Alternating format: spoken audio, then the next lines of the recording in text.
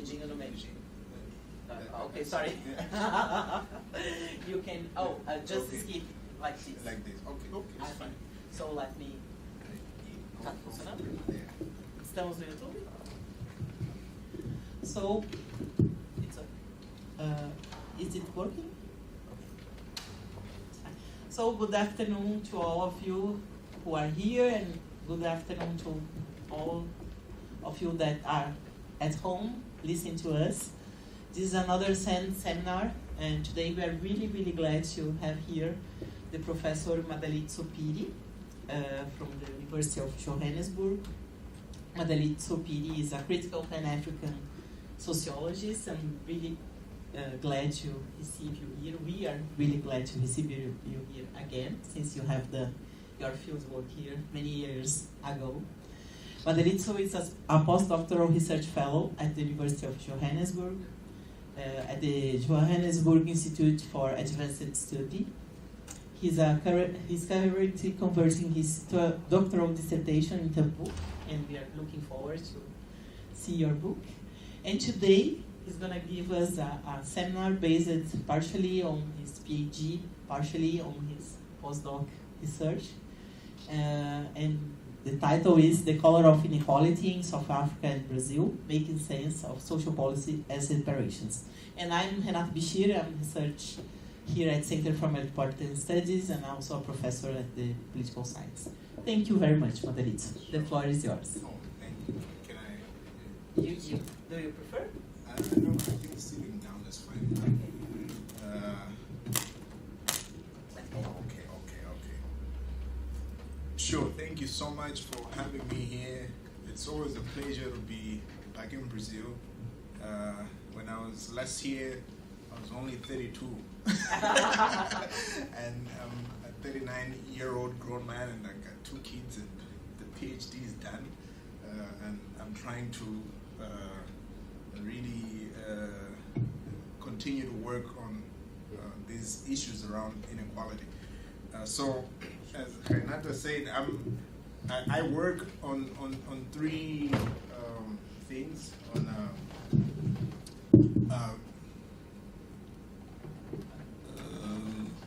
race and social policy and inequality between South Africa and Brazil. And I also pursue another field on black political thought and the sociology and history of race.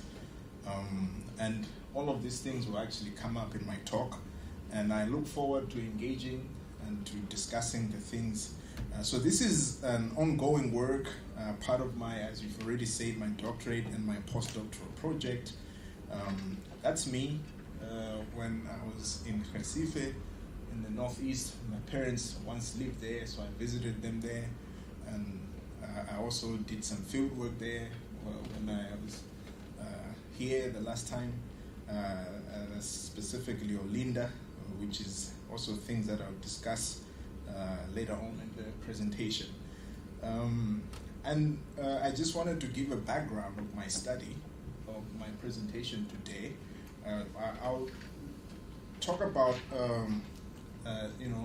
7 things. One is to locate South Africa and Brazil in the complex histories of race and global formations, and then the research questions that inform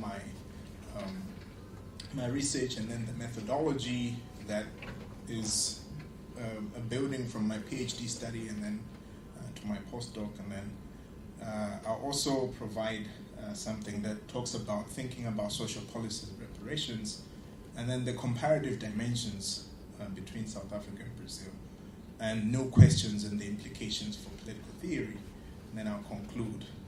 I hope you are with me, and welcome Clara also. Yes, she once hosted me here and helped me a lot in the PhD journey, so I'm excited to see everyone again. So my background, let me start with that.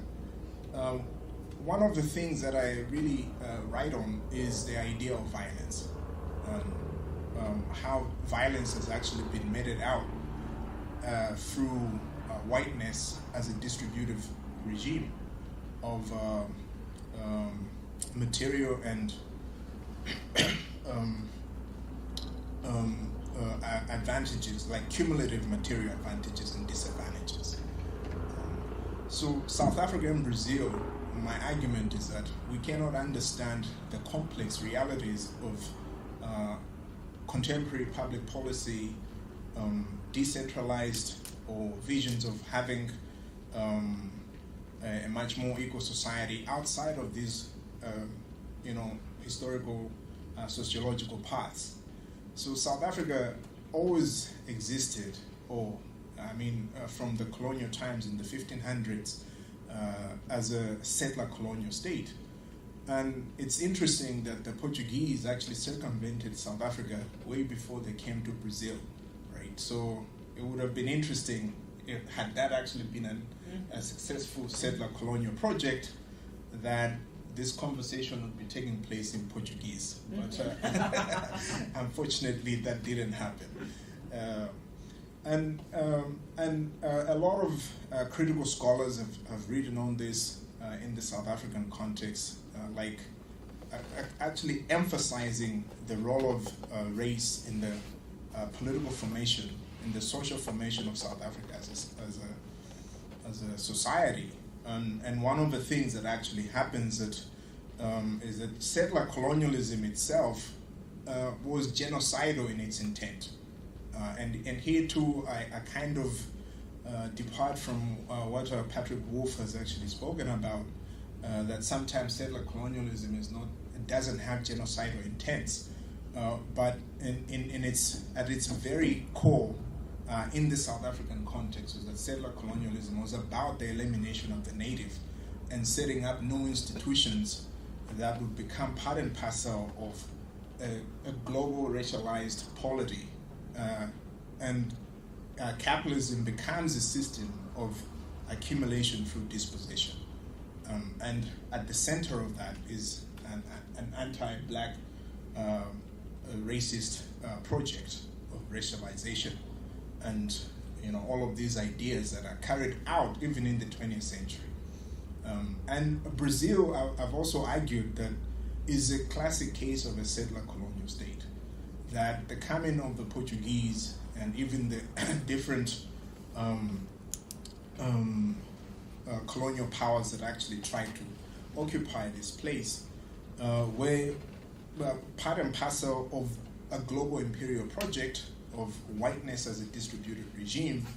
I trace it back to the agreement of the Papal Bull in 1493 that Isabella and Ferdinand, that this right that people could actually conquer the rest of the world, and that the world was divided across these two hemispheres for the occupancy and permanent settler colonial stereotypes and state formation that emerges from the 1500s up until I would say the end of slavery in 1888. And it's interesting that slavery, when slavery ended in Brazil, there was a project of branqueamento initially, like to really negate the contributions and the transatlantic slave trade as central to the building of Brazil as a society. Much later, racial democracy became so central to the imagination of what Brazil was, as this society that was imagining a country, a new civilization in the tropics. Whereas in 1888, when slavery had been abolished, more than 40% of the population was black, right? And these are histories that have actually been negated or erased or not actually spoken about in the Brazilian context, so much that class becomes a distinctive feature of understanding or comprehending inequalities, to the neglect of race itself. These are the things that actually inform my study, right?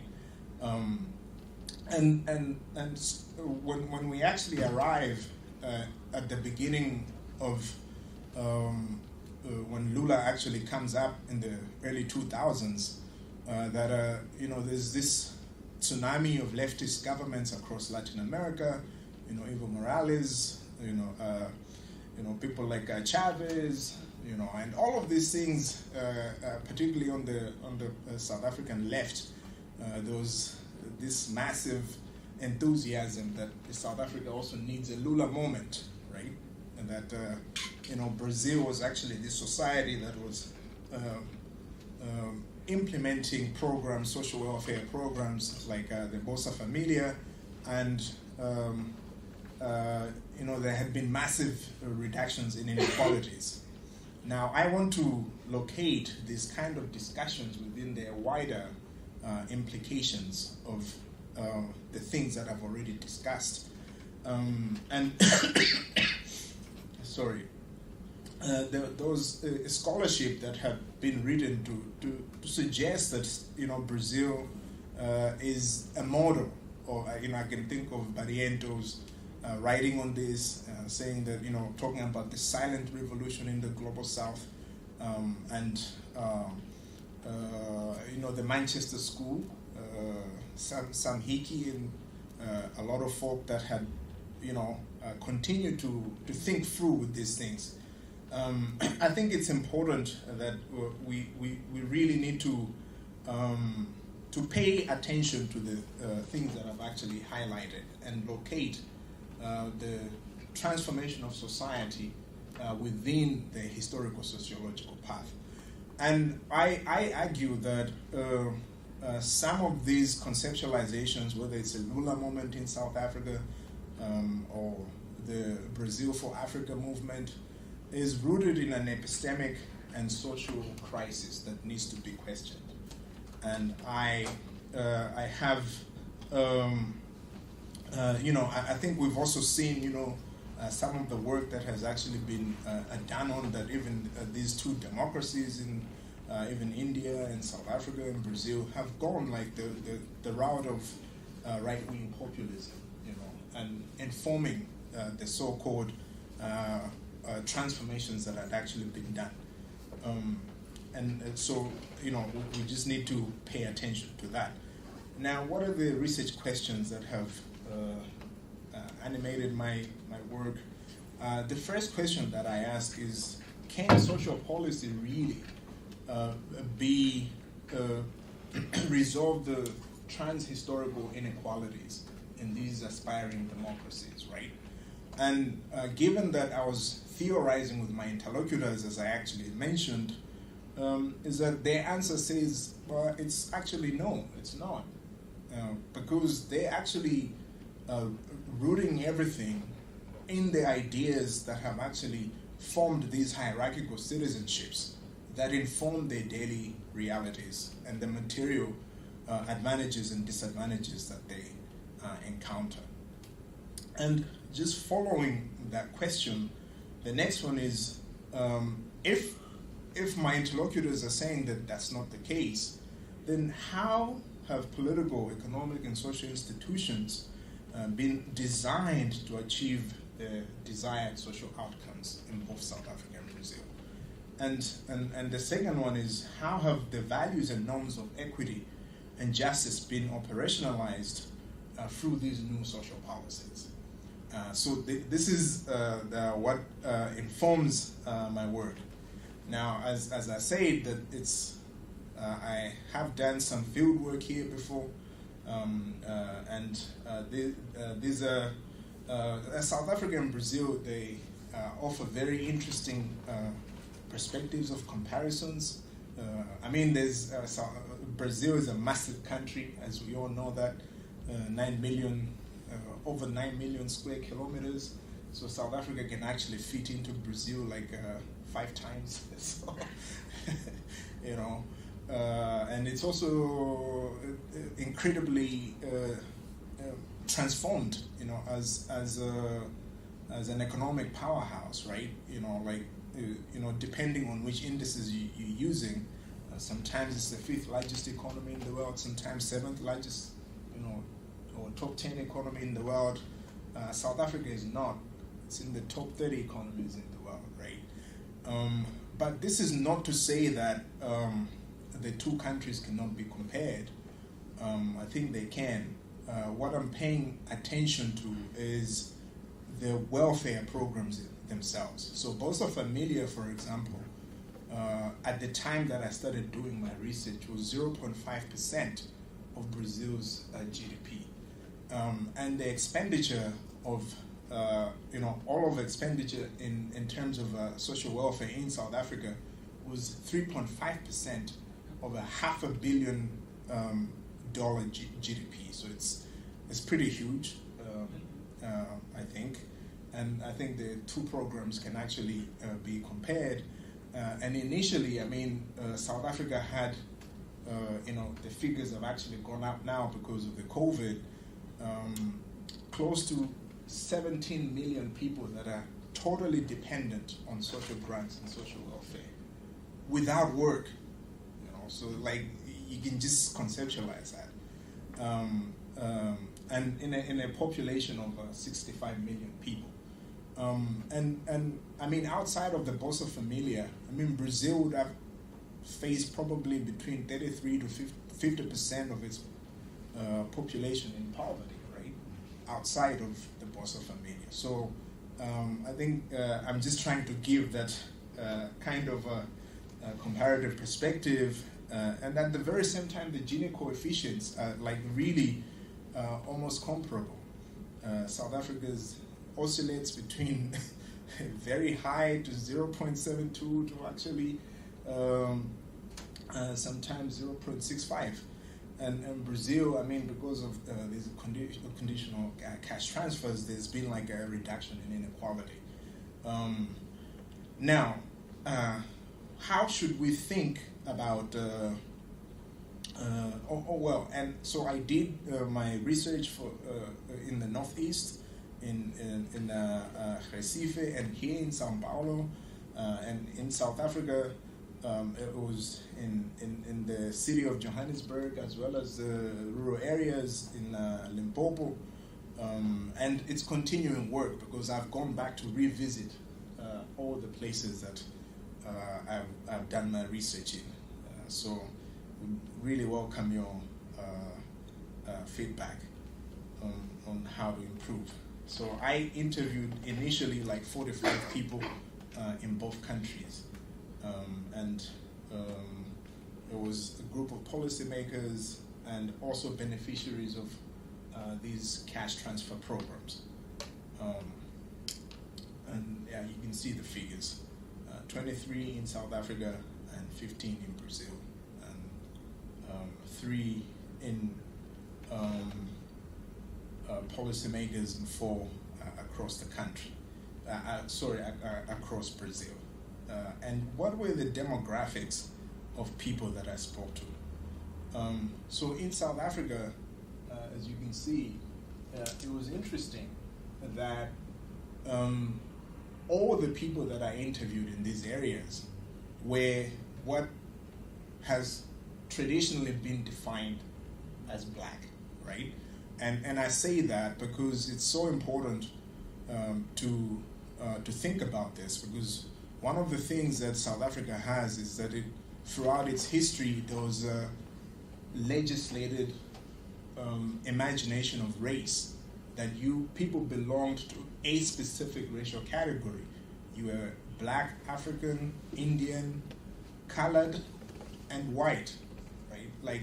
And that was legislated, as I've said before, through this racial capitalist regime that defines or pretty much governed how cities or conceptualization of citizenship would actually be occupied. In the Brazilian context, because of racial democracy, right, this fictitious idea that race is something that is not so central to the imagination of this polity, it was interesting that these are the kind of figures that I got, and of course, some of them, that there's this really like conceptualization of race as only talking to phenotype, right? Not necessarily as its constitutive organizing principle, as I've said before, from the 15th century. So people say they are morena or branca or parda and negra, So so it's interesting that in a society where race is not actually spoken about, people decided to see themselves as such, right? So it's just something to think about. The other thing is, how should we think about social policy, right? And I'm building up. One of the things that has happened is that Africa is always seen as a non-thinking space. When we think about the continent, it's not a place that can produce its own ideas for the importance or for the relevance of imagining the societal trajectory. And this, of course, is informed by a historical construction of how whiteness as a global redistributive regime has pretty much defined the realities of how knowledge is constructed, that only certain places can produce knowledge, and the knowledge in the global south is peripherized. And in light of that, there was one of the tools that I actually speak about is to think of social policy as transformative, and not only emphasize the social protection paradigm that had actually spoken about the only to protect, but I outlined from some of the work that was done by a prominent African social scientist, Thandika Mkandawire. He's late now. I just recently wrote a paper on him, which was published on Friday. So I'd be happy to share that. Yeah, and one of the things is these things that I speak about, like to think about social policy as protection, as production, as distribution and redistribution, and social cohesion as being so an integral component of this. And it's actually coming from a Pan-Africanist nationalist vision. I can get into that if you want to know more about that. But I also argue that over and above thinking about social policy as transformative, what we actually need to think is social policy itself as reparations and world making. So I draw that, especially when I look at the contributions that have been made by global thinkers, African thinkers that contributed extensively to different disciplines, particularly when I think about the work of W.B. Du Bois, who spoke about like reimagining the global racial contract and inaugurating a post-imperial world throughout his work, that the conceptualization of social policy as reparations pays attention to the global makeup, how modernity has actually come to be constructed around violence and its distribution, but to rethink that social policy itself becomes a component of world making and reparations. So how do I conceptualize reparations?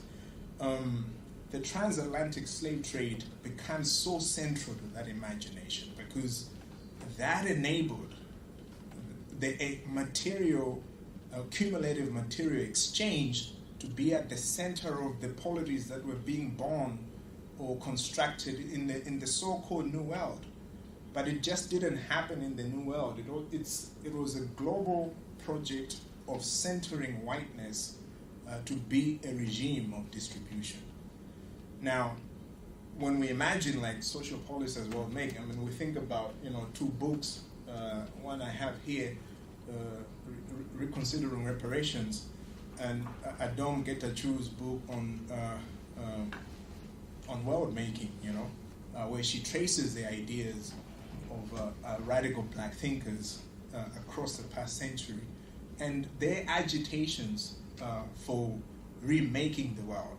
Not reforming, but to remake the world order as it was constructed from this imperial formation to undo the violence that have actually centered the black body to be at the center of capitalism.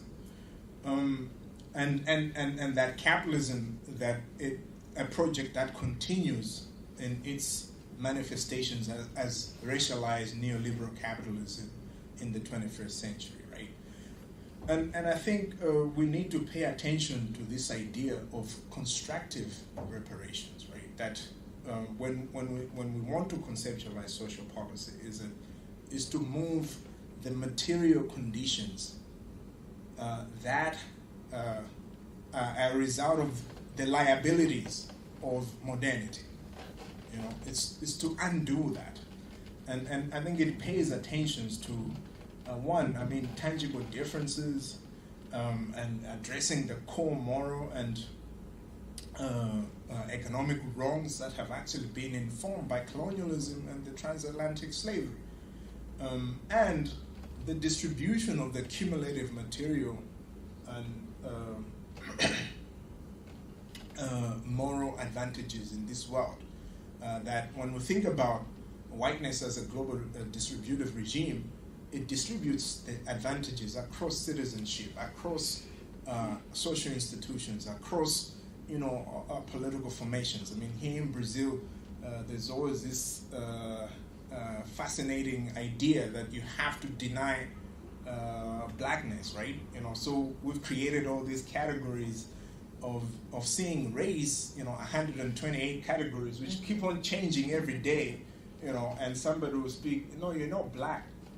Say, café con leche, like that blackness itself has to be negated to exist, because in essence, it is a material disadvantage, or this idea that that was formed in the conceptualization of racial democracy, that how do you call it? Yes. Yes. Yeah. Sorry, I couldn't say it. No, it's okay. Yeah. And second class citizen. That's yeah. And but that is a function of the global distribution of whiteness as a regime. And that's what we're challenging when we think about social policy. I hope I'm making sense. And these are just some of the books that can actually help us think through that. I think when we begin to think, I can think of reconsidering reparations. Already mentioned that. Making after empire, the legacy of violence, the anti-black city. An important work that has been done by a Brazilian anthropologist based in the U.S.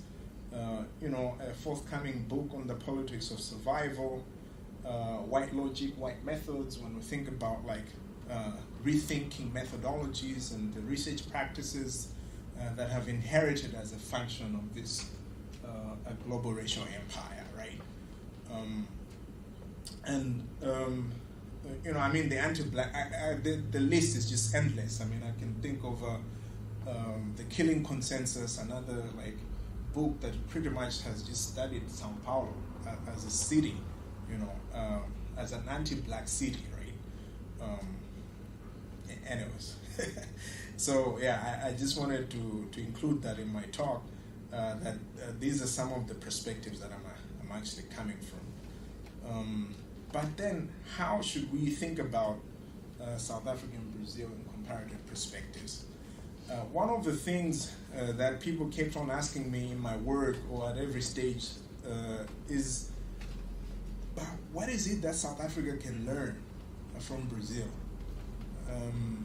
And it's not necessarily to say that Brazil has not done great things or amazing things in policy, transformation, but I do think that we need to pay attention to how capitalism or racialized capitalism has actually homogenized experiences, like global experiences, and going back to those perspectives that I've actually mentioned as the talk was actually starting. Like, what really are the foundational units of how these polities function, right? And for me, that is something that I'm really interested in.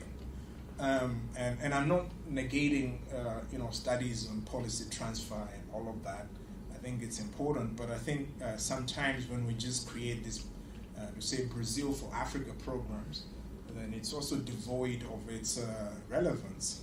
That Africa is always positioned as this place that is constantly being patronized. That the continent has to learn, it can't give, it's informed by violent lexicons, which need to be problematized further in our work on public policy, right? So I think we need to pay attention, to the regional disparities, like particularly how, the capitalist regime or engine continues to distribute material disadvantages to folk that are poor and live on the peripheries, right? And that we should centralize or pivot race, class, the intersectionalities of geographical inequalities, and how all of these encompass the idea of what it means to be alive again, right? To exist in a polity that is not predicated on anti-black racism.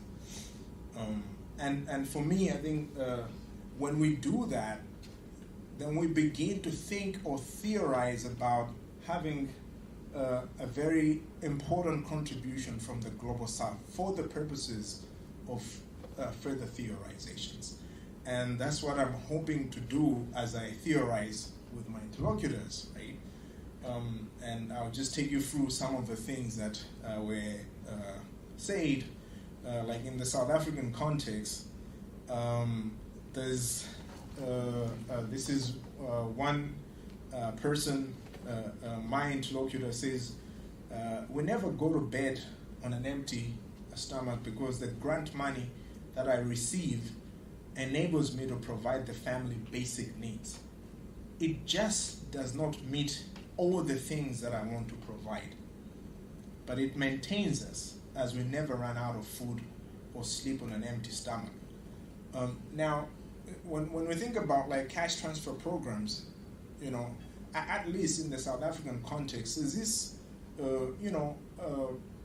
constant peripheralization which I think it goes back to the poor laws when we think about public policy, right? Like that people have to plead or beg their poverty, or this constant conservative idea that people are poor because they're not able to work, or they are lazy, And I think this response pretty much touches on some of these reflections that actually the way we've actually designed cash transfer programs is that destitution becomes part and parcel of what it means to exist in these so-called democracies of the Global South.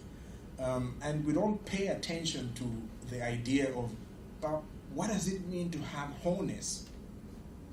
What does it mean to exist, to be a functional, literate person, to have all your capabilities actually being met in this, in a way that we think about what social rights or democratic rights are all about. This is another response from Mariana, and these are pseudonames. They are real people, but they're not, for the purposes of ethics, you have to hide the names.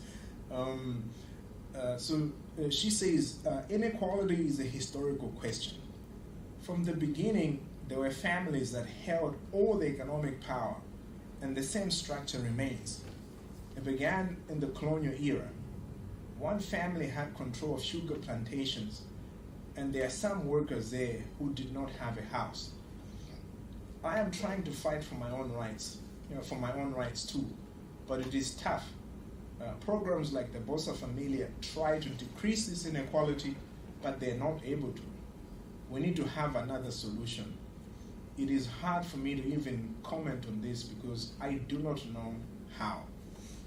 Now, I think, when we think about this quote, it takes us to this conceptualization of the world-making project that I'm talking about, of social policy as reparations, as constructive, because she's actually paying attention to the structural conditions that have defined her depravity. The Bolsa Familia is not enough, right? So it means she continues to live in perpetual poverty, in perpetual destitution, but at the very same time, she's more conscious about the materialities that have informed her position. She talks about families that have actually owned all the wealth here in Brazil, right? I'm not making it up. This is a response that actually came from my interlocutor. And, it pushes us to really reconsider, the positions that we hold about social policy. Another one says the amount of the Bolsa Familia is so low that it does not take people out of poverty. It takes people out of extreme poverty, but those that are beneficiaries of Bolsa Familia are still poor because of the amount of money that they receive is less than half the minimum wage. And you can see that this is, it was a while ago that I did this research. The amount of Bolsa Familia is 1/3 of that, around 200 reais, $48. Try to live with 200 reais, and we can talk about what you can pay with this amount of money. The amount of money Bolsa Familia pays is just to take people out of extreme poverty. It is very low. Okay, we can move on. So, what is actually in the South African context? And I'm oscillating between these two societies, as I've already highlighted, is that the number of poor folk actually increased, or the percentage of the working poor actually increased over the years since social assistance had, been implemented. Of course, you can look at the percentages. Brazil has a lower percentage of that. If you're looking at 2017, it's around 14%, whereas South Africa has close to 18%. But what we actually had is that there was an increase in precarity, right? So we have, at a time where, over close to a 20-year period where these redistributive regimes become much more intense, but at the very same time, as the number of the working poor, some people contest that category, as that increases, what you have is also an increase in precarity. And the other thing is that in my theorizing with my interlocutors, there was also responses to hunger as a problem, right? So I can think of, Marilia right here in Osasco, who said that 15 days ago there was no food at home. And this is not post-COVID, this is pre-COVID, right? As I have said, everyone is currently unemployed, and I have a psychiatric condition. The church sometimes helps, but it is still difficult. The food that we buy is very basic, just beans and rice. We do not always have everything we need. In my house, we are 7 people. Everything would change without the Bolsa Familia, especially paying for electricity. I would be without electricity and water, and the children would be without food when they are working. When they are working, I only pay for electricity and water. But when they are not working, I also pay for food. I've been receiving the Bolsa Familia for 10 years. I think we can read into the depravity into that. And I think for me, this is a function of how capitalism or these neoliberal conceptualization reconfigure the state-citizen relations that poor folk continue to plead destitution. Yes, you should. You have 5 more minutes. Okay. Let me just go through. I wanted to take us through the South Africa's Gini coefficient. You recall that I said it has like one of the highest Gini coefficients in the world. It's interesting that when we disaggregate that data across groups that have actually been racially categorized, constructed as through the regimes of whiteness, that black African continue to be on the lowest share of the both income and wealth. So South Africa is interesting in a sense that white folk contribute, are a minority, 5 million out of 65 million people, and white folk control close to between 60 to 65% of all wealth in South Africa. Like you can think about that. It's not any different in Brazil, although we don't actually want to discuss that uncomfortable reality of race. It's pretty much almost similar. But if we collapse the categories of colored and black African, I think the Gini coefficients actually just continue to be staggeringly high. So what has actually happened is that there's been both inter and intra inequalities, right? Inter-class and racial inequalities in the context of South Africa, even as these redistributive regimes continue to be championed. In the case of Brazil, I'm not going to go through that. I wanted to show this graph here that in one sense, as Bolsa Familia became much more popularized, that we saw a decrease in both the Theo and the Gini indices. So it's the opposite of what's happening in South Africa. That on average, like if you look at the Theo index, is that the last figure that is recorded in 2015 was around 0.48, the highest being in 2004. And similarly, the Gini, right? That the last figure that was recorded was even much lower than the Theo index. But what is it that has happened is that we've had cases of concentration, right, of income. That the share of income and wealth actually has gone to the top income deciles, as you can actually see in these figures. Sorry, this is actually Sembrap data that you once pointed me to.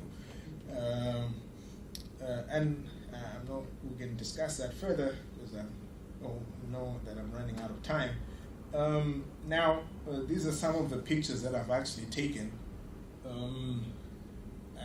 If you look on the left, that's not actually the south of France. It's in South Africa, right? You can think about that. Maybe Patrick has been to some of these places. I don't know. These are some pictures that I took like recently. One on the right over there. It's a place where I have been doing my field work. This is a view from a place where I'm currently staying here in Bayes. And at the very same time, I think this picture just speaks. Is Parazopolis. Yeah, I'm going there on Monday, so it's gonna be interesting. And right here on my right, it's in the middle of Johannesburg. One of the richest and powerful cities on the African continent. And just what separates this picture and that picture, separated by 10 kilometers, literally, And I think for me, when I think about like the reparative dimensions of social policy, is that if this world continues to be what it is, then we need to unthink our tools, and we need to ask new questions. And I want us to live on that, because the normative assumptions of social policy have actually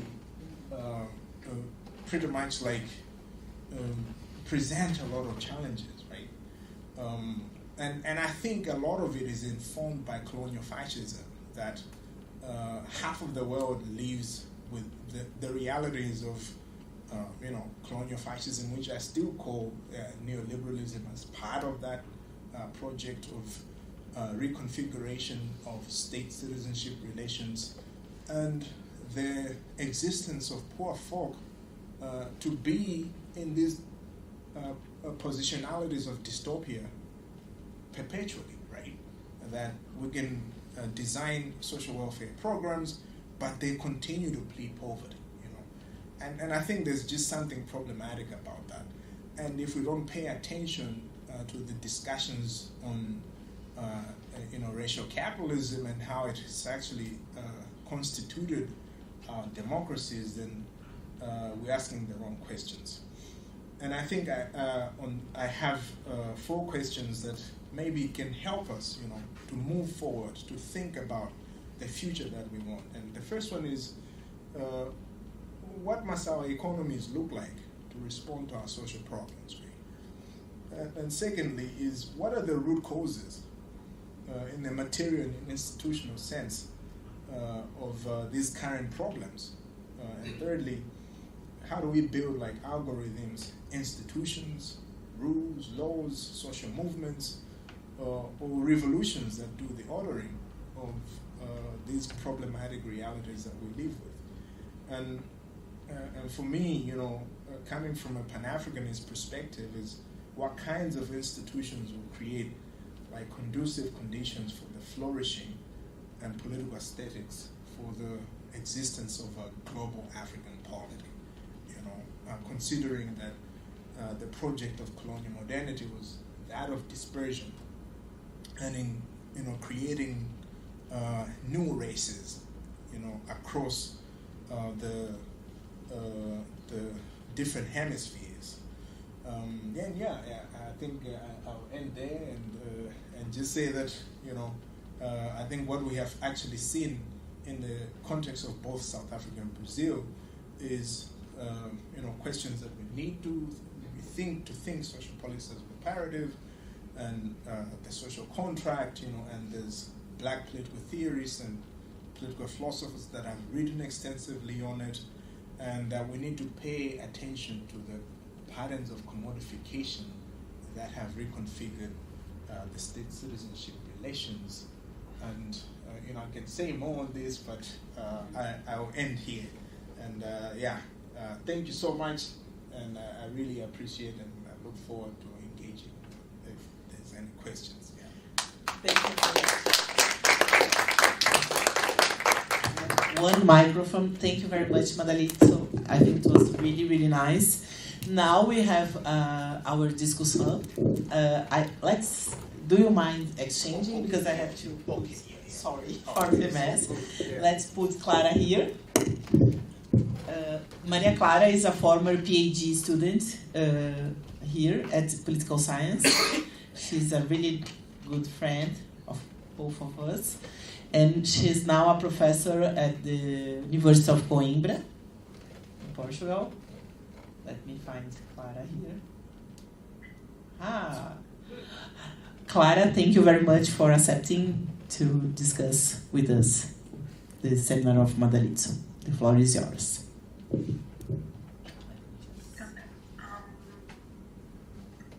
Hi, can you hear me? Yeah? Am I coming through? Yes. Amanda? Yes, it's fine. Yes? Can you hear me? Yeah? You can start, dear. It's fine. Yeah? Yes. Okay, please, okay, great. So thank you. I'd like to thank Renata for the invitation to discuss Madalita's presentation. I am very happy to be back to my former home and to engage in this discussion, even though I have to take part in it virtually. I look forward to coming to Brazil very soon. Hope that this will happen very, very soon. It's also very nice to see Madalita again. We met for the last time in South Africa. I think it was back in 2016. So I am very happy to reconnect with you. And thank you for an extraordinary presentation. It is very, very interesting to be challenged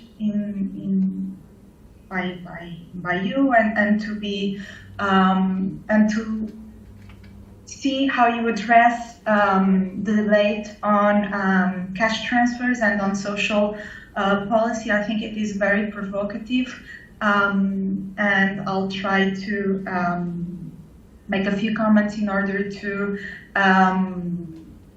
further this debate. So you asked, how can social policies contribute to resolve racial inequalities? The first thing that came to my mind is that if we look at South Africa's experience, South Africa's experience, we can see that social policies are deeply connected to race inequality in the country, since South Africa's social protection development was closely connected to apartheid, and race was initially an important aspect to determine whether a person would have access to grants or not.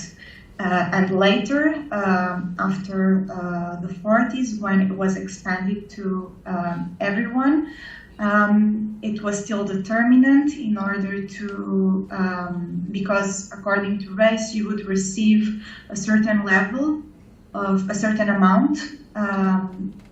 And I think that if we are discussing and comparing South Africa and Brazil, this is an aspect that is very interesting. And in that sense, one could argue that the policies, the changes that were introduced, at least in South Africa, immediately after, immediately before, actually, and then once again in the 90s, with the introduction of the child support grant, would, in a certain sense, contribute to minimize racial inequalities. However, we do see that even though cash transfers of various kinds that's spread across the world, and that were perceived somehow as a sort of a magic bullet, even though there were numerous voices that have criticized this idea and shown the limits of these programs. Even though we have seen impressive developments over the 90s and across the past 20 years, over the past 20 years, we can see that huge inequalities and poverty still prevail. And this thus forces us to ask new questions and to try to understand what types of new instruments we can design in order to better address these problems. And as you pointed out, there are other forms of conceiving social policies and social protection in particular that are being discussed. And I think that Kandareera's proposal, and that was adopted by the United Nations Research Institute for Social Development of Transformative Social Protection, this is an approach that leans towards universalism, which would imply reconsidering not only social policy itself, but also the way the economy is organized. Is an idea that was advanced and tackle down this problem that we found of having different dimensions that affect inequality, and that should be integrated when we are thinking about social protection and social policies. But it was also an idea that found great resistance, especially if we think that international financial institutions are the ones that, such as the World Bank or the IMF, are the ones that are central in defining social protection. This is an idea that does not enter their agenda, and that collides with what they are trying to put forward. Another idea that was presented and that was advocated both in Brazil and South Africa was the adoption of a basic income, and this was an idea that also found a lot of resistance, especially in South Africa. And then we also have a discussion of going back, at least in South Africa, but also in other countries in the region, of going back to indigenous social protection in parallel with the systems that we have already going on, and trying to integrate social policies as they are designed right now with other community-based interventions that have been going on for the past decades or even centuries, as a way to better respond to the problem of poverty and inequality, and of surpassing these dimensions that have been disregarded by social policies the way they are designed right now. So maybe if you could comment a bit on those strategies, and maybe if you found anything regarding that in your research, and how this has been treated by some of the scholars that have been and how this is being discussed in South Africa. This would be very interesting, I think. And also, I think that we also have to take into consideration what are the conditions so that other forms of social policy that have to be present, so that other forms of social policy can emerge and be tested in order to assess whether they would better respond or not to the problems that you have identified in your research. And I should end it here for now, so that you can have other questions, and so that we can listen to you. But I'll be happy to continue to exchange and ask other questions later on. Thank you. Thank you very much, Clara. Maria Clara Oliveira. Now, Madelito, would you like to comment, and then we open for another questions? What do you prefer? I will, in any order. I think you can get more. More, yeah. Okay, so I have some comments, but first I will open to the audience, and we still have one question from the internet. We have a lot of technology, so I have to.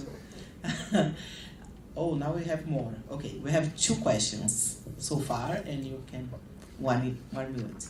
Andrea, who is listening to us from the YouTube, asks you, how to promote a solid humanist view among those who are not white and privileged, and not just be fighting against the oppressors and searching reparation? Okay, it's more a comment, but another question from Zoe Bican. Nice to see you, Jay, colleague here in São Paulo. you know Josué Buchanan? I don't know, but he's from, or she, sorry, no, from the University of Johannesburg. If we are, and then the question, sorry. If we were to take a reparations-based view of social policy, would there still be a role for cash transfer programs? If not, what should replace them? And just go back to Clara's point. Now, Eduardo, and you have to use the mic, I think.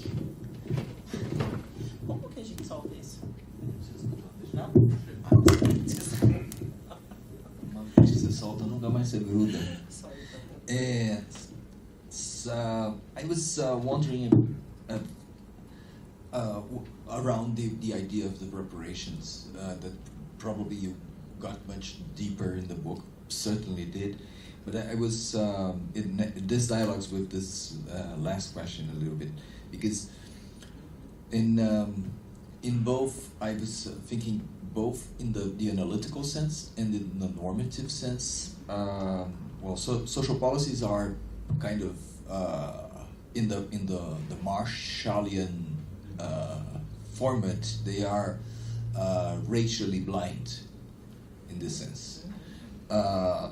CCTs are like that, unless you design specific instruments to target this, as Clara mentioned.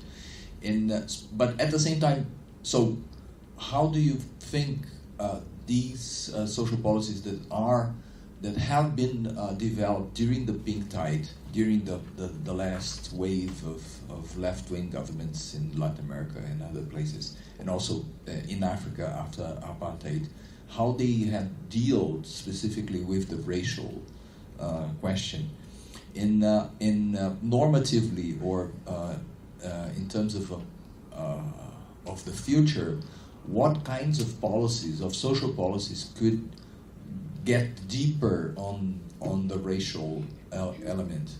We have a strong discussion in Brazil about the incorporation of territory in social policy, which is kind of racially blinded again. All these things are correlated, because black people are mainly poor and black people are in segregated places in the city, so the territory helps, but they are kind of blind in the sense of not having this as one of the elements.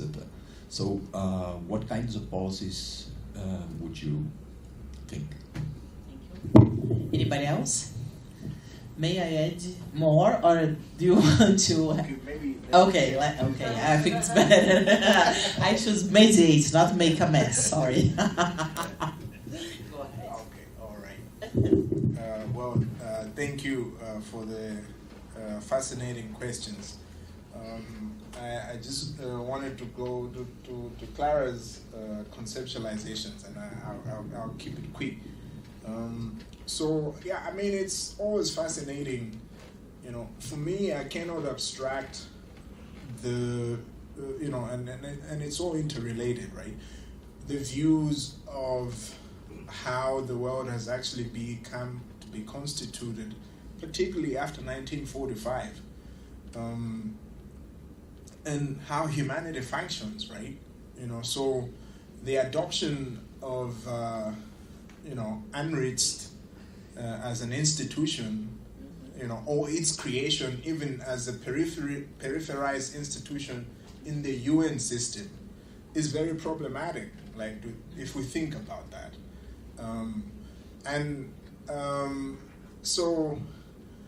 When I think about alternative ideas and designs of what kinds of social policies should we imagine, I always go back to this, what was the world of empire and what did it constitute, right? So the Bretton Woods institutions are all imperial institutions. That's just my position, and it's not to say that it's an end debate. We can talk about that and discuss. And what is it? And this is the project that I think Adom Getachew discusses, right? She reflects on it deeply. in world making after empire is that what the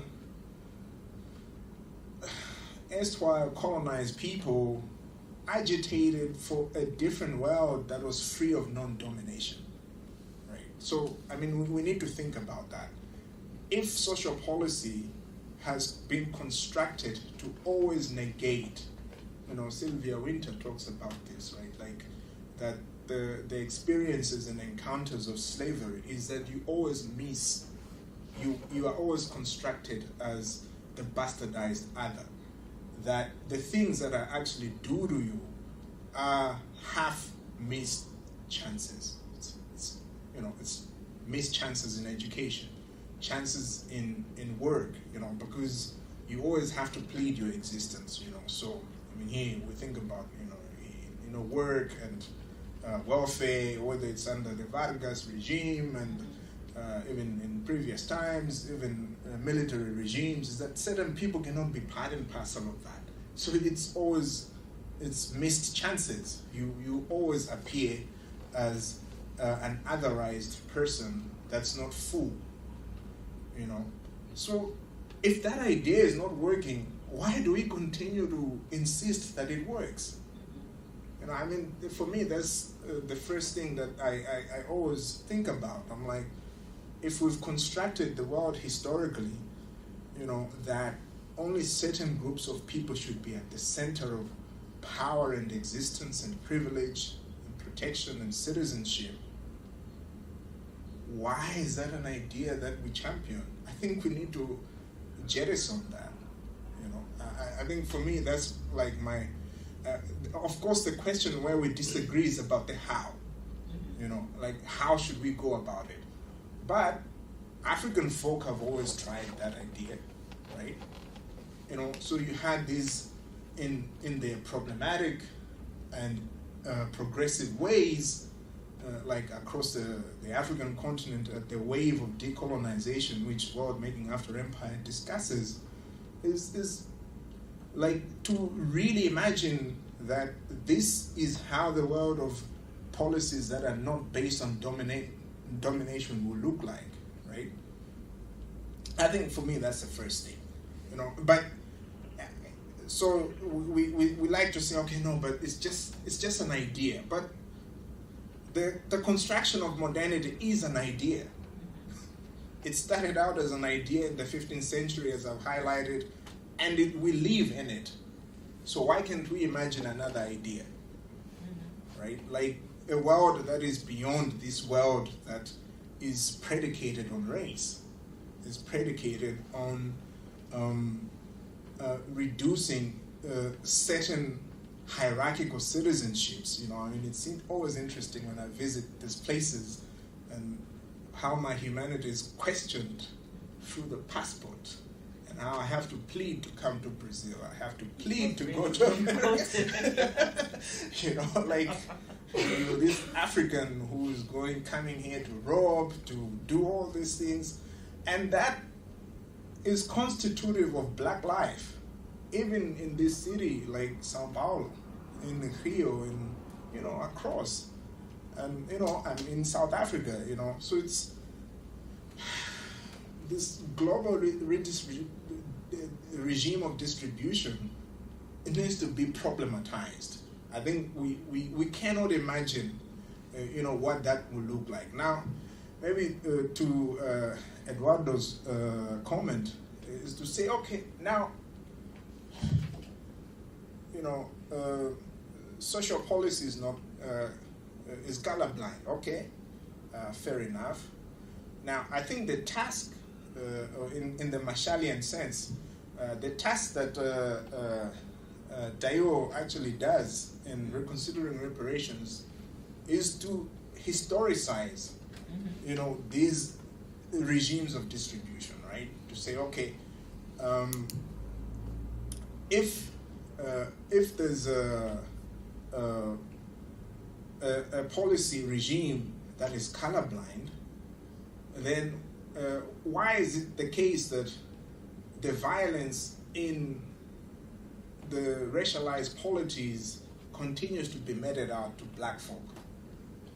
And what can we do about it, one of the things that he extensively reflects on is on Katrina, Hurricane Katrina, and the environmental crisis.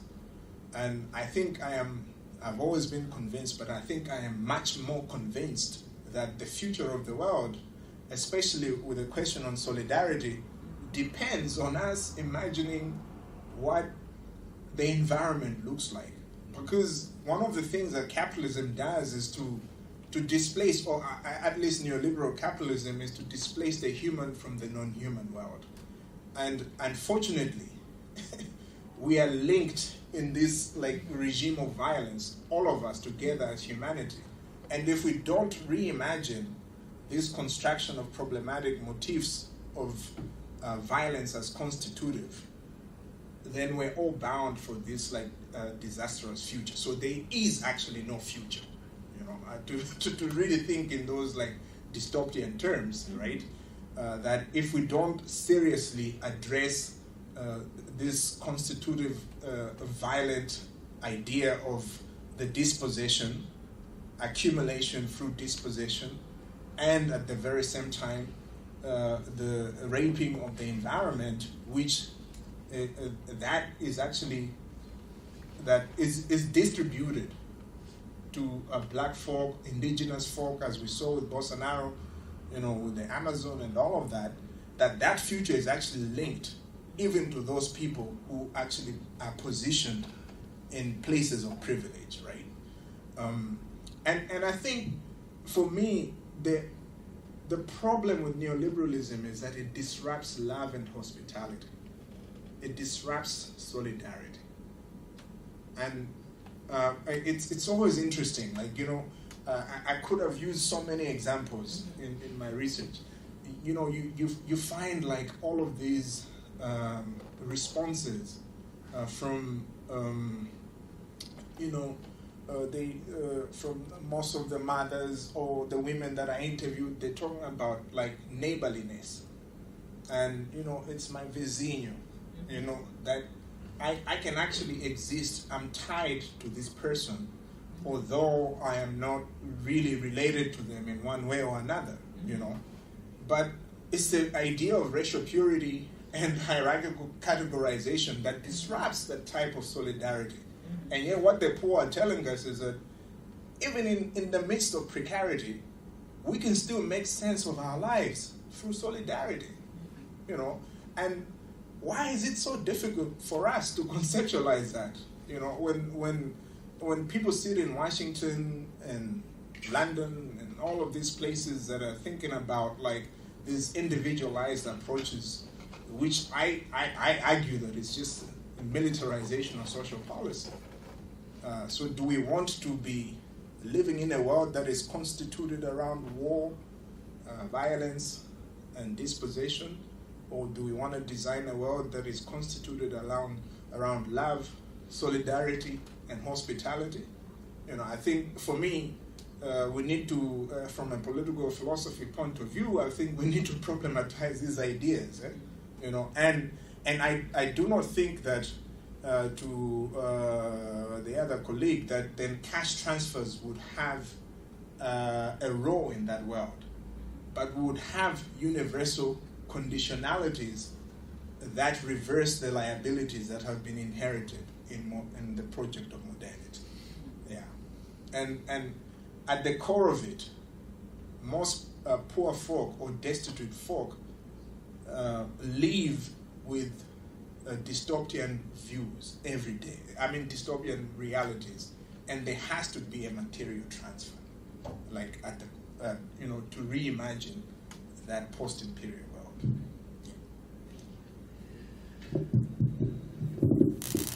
Thank you very much, Margarita. Are you familiar with the work of Conceição Evaristo? No. Escrevivência. Okay, we can discuss this later during the coffee, because how we connect the way we live and the way we produce knowledge and the way we write about this in the academic world. And she's a very important black scholar here in Brazil, and I think you should be familiar with her work. So, anybody has a question? Yeah. Could you please come here, because we need to talk in the mic. Pode falar em português ou não? Pode. Okay? I can help you. He understands everything.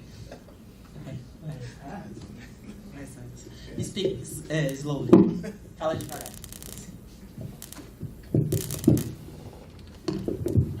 Parabéns, professor e professora, pelo debate, pela apresentação. Acho que, sim, eu concordo que nós estamos num universo pobre intelectualmente e pobre criativamente, porque os programas de transferência de renda são filhos do PIGU, são de 1919, todos eles. Explica o que é PIGU para ele, o que ele não PIGU é o professor do Keynes. Então nós não chegamos no Keynes ainda. O professor do Keynes, que fez as continhas primeiro, segundo a professora Marta Rett, lá em 1919, 1920, de que tinha que dar algum dinheiro para os pobres. Que o jeito era dar algum dinheiro para os pobres. Então, acho que no centro do debate, das questões que o senhor coloca, está a miséria do pensamento acadêmico, ou o quanto a universidade ela se acomodou a uma lógica normativa dessa regra, dessa lei geral do PIGU, que foi a lei que foi dominante, pelo menos nesses últimos tempos. Aí o senhor traz na apresentação a palavra fascismo colonial. E o senhor fala muito de violência. Foi falado de amor e de solidariedade, de território. Eu diria que são horizontes epistemológicos para se construir um pensamento inovador em políticas públicas que tem dificuldade no debate. Eu gostaria que o senhor comentasse em que medida os últimos acontecimentos no Brasil, na história do Brasil, desde 2013, revelam, para usar o modelo dos ruídos do Einstein lá, que ficam por milhões de tempos no universo, ressonâncias desse fascismo colonial. E como você enxerga chamar isso de fascismo, isso que se vive no Brasil. Hoje o governador do estado de São Paulo disse que vai colocar seguranças armados nas escolas e que a polícia militar vai estar nas portas de todas as escolas. Não sei que ambiente intelectual que é isso, né? E sintetizando só para como o senhor enxerga essas novas coalizões muito mais difíceis de governos na América Latina, como o do presidente Lula, porque o principal problema do PIGU é retirar, no meu modo de ver, a dimensão de cidadania política, né, desses cidadãos. Ele chamava de pobres, ou de lei dos, ele atualiza a lei dos pobres, o debate do século XIX na Inglaterra, e o que os países fazem, como o Brasil, por exemplo, não é uma redução grave e violenta da cidadania, que revela nessa pesquisa do senhor, quando o senhor coloca essa moça de Osasco, que ela fica meio tímida, meio envergonhada. Essa é a morte da política, e é a política que inventa o mundo, né? Então, se transforma essas pessoas em beneficiários, roubam-lhes a cidadania política. E tem muita gente que se acotovela para ficar do outro lado do balcão servindo os beneficiários, né? Então, como o senhor enxerga isso também, esse sequestro do poder político de transformação? São várias perguntas, mas muito obrigado. É muita reflexão que o senhor traz. Parabéns pela exposição, pelo encontro. E seu nome? Meu nome é Sérgio. May I add something? And then we close. Okay, we can continue. If you allow. Okay, I will add something and then you add. It's okay? So, Madalitsu, your answer it's complex because we need a new epistemology okay? A new way of think about our categories. And in your PhD, you go deeper into this, you know? You depart from a critical perspective on the northern typologies of social welfare. This is very important. You are not departing from Spin Anderson. Actually, you are recognizing this traditional way of thinking about modes of or regimes of social welfare, and you advocate for a new way of thinking about social welfare, right, from the global south. So the departing point is how we build this, and you could you please discuss more on this and how the Black political thought can help us, because we have this type of reasoning also here in Brazil. It's very hard to fit Brazil into those traditional welfare typologies. So we have this discussion in Brazil. There are many connections from Brazil to our case. And I think this is one issue, very important one. And for sure, there are a lot of limits when we think about, you are thinking about how we change the world. So for me, it's interesting to see how you pick Bolsa Familia or CCT programs, because they are, a small grain of sand, in a huge. For sure, there is no way of fixing or how transformative they can be, and how we connect in a more more traditional or analytical perspective. How we connect these levels, how we connect the CCT programs and how they help people to get by but not get ahead sometimes. We are talking about basic needs, as you show it in your slides, but we do need to talk about survival, but we need to talk about more things, much more. How we desire and fight and, and dispute more. And there are other policies and other movements doing this. So shouldn't we look on this integration? In your PhD, you talked about this. You have a historical sociological perspective. You talked about institutions and how they are limited, but we all know they are. But you also talked about ideas. So how do we and this goes back to Clara's point. How do we dispute new paradigmas, new ways of thinking the world, and how we dispute the idea of equity? How we go back to the discussion on universal social policies, but we cannot be blind to the categories. How poor people, how Black people, how women are not treated the same. This is a huge debate now in Brazil. How we look at the indicators of education and health and and we are talking about universal social policies, and the indicators are not the same. Once we compare regions and territory in the country, or women and men, Black and white. So we are doing this. But how we connect? Actually, I think that now in social policy analysis, mainly in Brazil, but not only, we are looking at specific programs and policies because they are showcases. But they are not enough. We should go back to dispute in the way you are talking in your PhD. How we connect these different social policies and how they integrate it or not.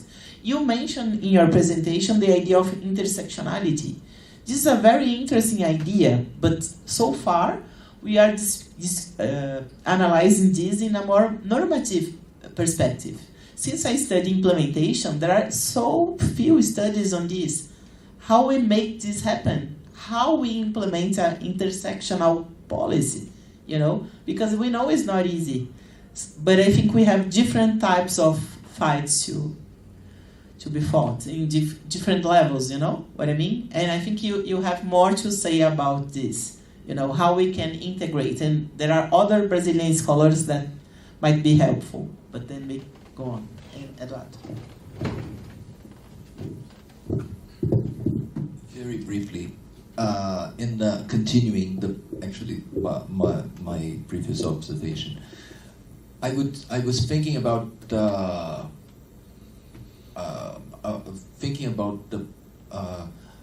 recent policies in Brazil that are not colorblind or are not racially blind, or are more attentive to this to the issue of race and all the cumulativities, the negative cumulativities that were entrenched in the country. The first one is the land policy for quilombolas, for ex-slave territories. The second one is the many cultural movements associated to blackness that are present in the urban peripheries of the cities. And this connects with what Renata was just saying, of thinking of a different epistemology of policies. And this might lead to a certain design of policies that use the territory, the peripheral territories, the territórios periféricos, the territories of the peripheries, which are not necessarily black, but are full of blackness in this sense. And so maybe this makes more sense to me than the CCTs. In the discussion of the CCTs, and bring a stronger focus on the argument of reparations than CCTs. So now, Madalita, you can say thank you. I can't say whatever you want. Yeah, but I should say thank you indeed, because the debate is not exhaustive, and you know, I can say that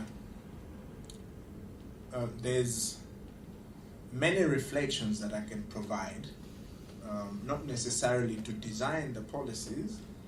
You know, I think that's a limitation of mine. But I think we really need to think about the world as ancestors, right? You know, not, you know, I'm a Christian, and not in of course in my context that would mean something else in the South African context, but I mean it in a sense that. Because of the cumulative advantages that have been part and parcel of modernity, then we can't just think that we are the only folks that have existed in this world, right? And so that provides us, in a sense of, so, okay, what kind of a world can I be like a better ancestor, right? So that the person who's inheriting the next world will find it in a much better position. So that's one thing, and we need to really seriously think about that in a philosophical and in a material sense. You know, I think outside of that, but I still want to go back to Sergio's comment on colonial fascism and how it's actually also informed the city and the policies that we need to implement to make sure that the city is not an anti-black city, right? Which Ampes writes on it extensively, and Graham Willis in the Killing Consensus.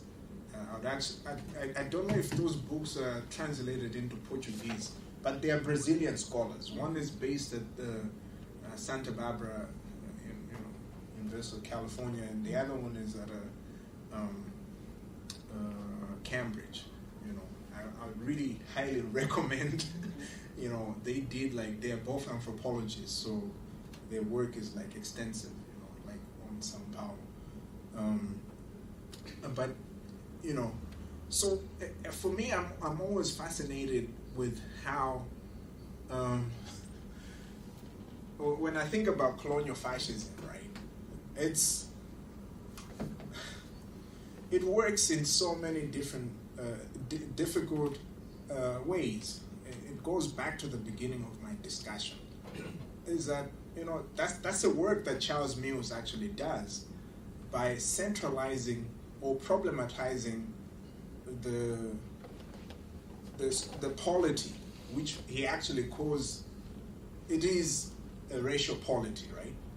So he moves to say, okay, the world that we inherit is a racial polity. Now, there's this idea, I just don't know. I mean, I see like ridiculous things, on Twitter.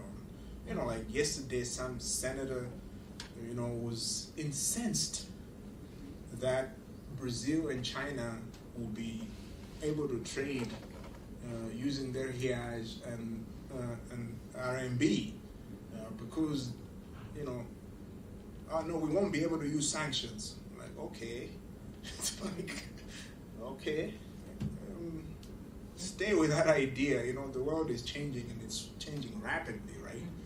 And so there's this myth of classical liberalism that because of the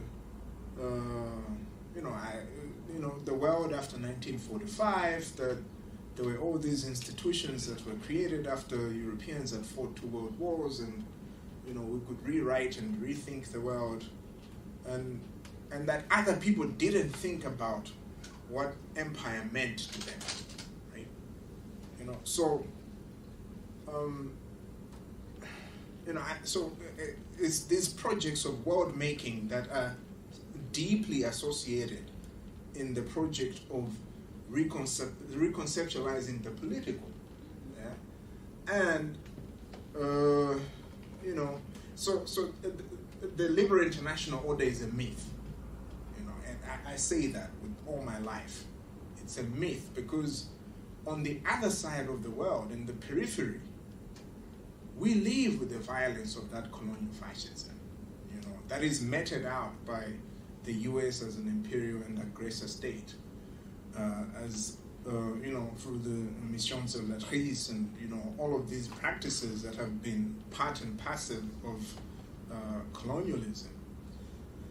And it is a problem, but at the very same time, it's also not a problem, because those who have agitated for a world that is non-hierarchical have been there.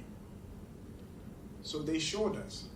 So the anti-colonial movements of the 20th century, starting with Du Bois, even going way back to the Quilombos and the resistance, that Eduardo speaks about, that the Malay Revolt in 1835 shows us that it's actually possible to exist on the periphery and imagine a different polity.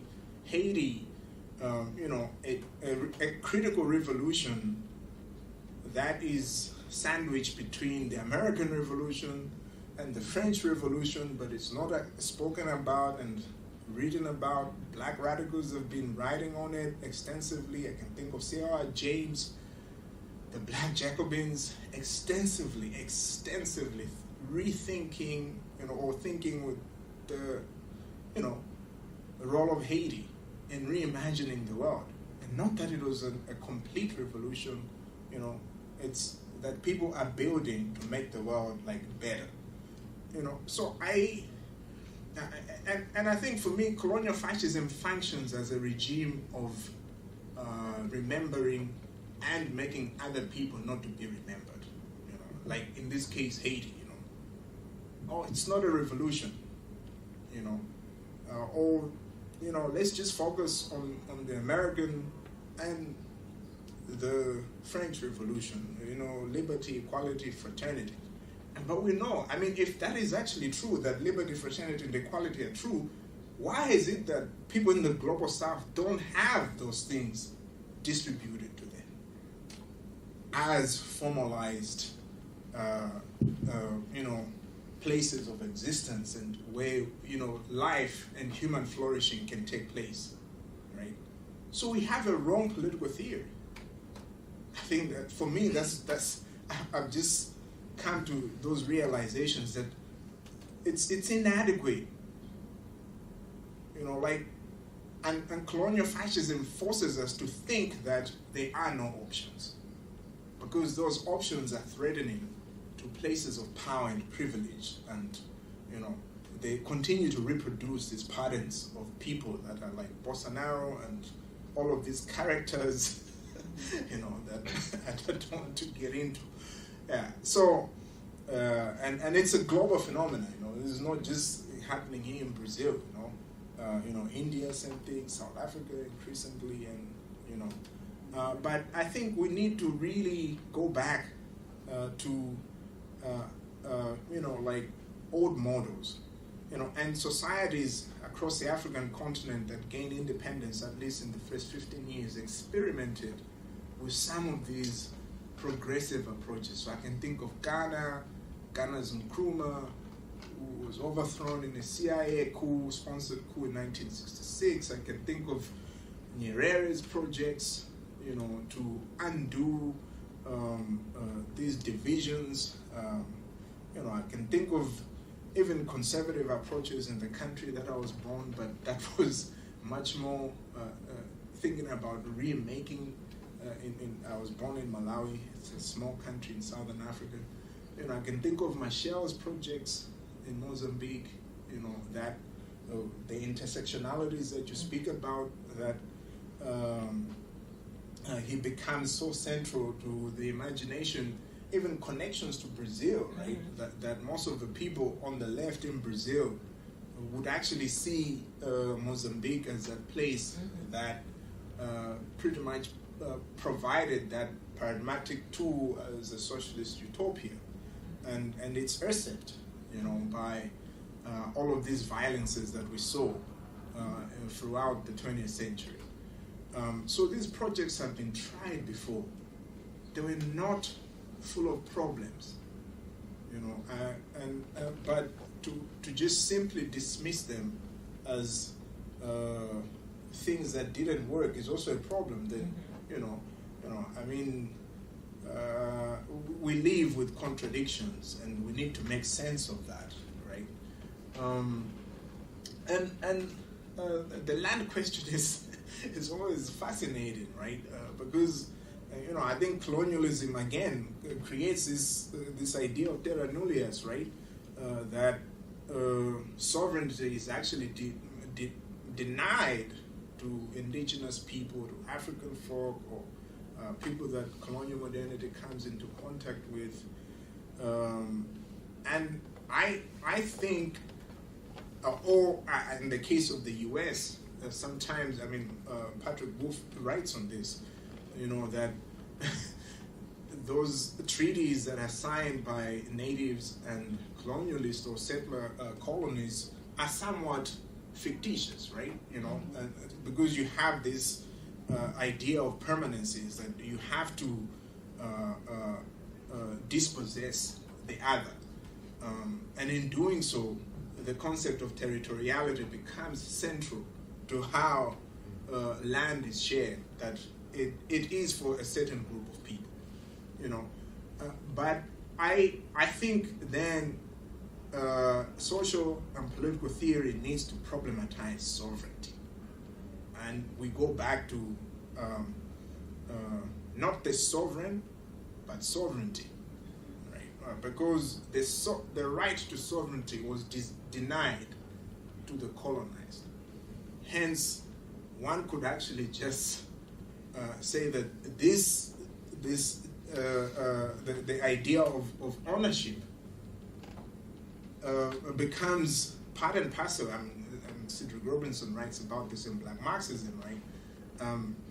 That some of these territories never had a conceptualization of ownership of land, right? At least in the place that I come from the continent of Africa, and a lot of African Marxists have written on this, like Achi Mafeje, he wrote extensively on it to say, okay, land was not actually a commodity.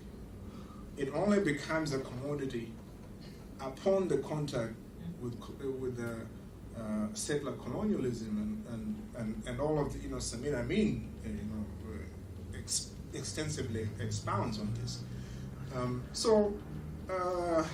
I think in the case of Brazil, is to see that resistance that goes back to the Malay Revolt, the Quilombos, the Mocambos, existing on the periphery, and resisting sovereignty. That we don't want to be defined by land as a commodity, which for me, I think it is the central premise of capitalism itself as a system, that land, which continues. We see it in social policy, that health becomes commodified, that, all of these things, but it actually stems from that historical idea that you have to dispossess the other and deprive them of all of these rights, and they cannot become part and parcel of this political project that is being formed. But it will take a lot. It will take a lot of time, and to contest that. But people are contesting, whether it's through the landless people's movement, even in South Africa. But I stop here.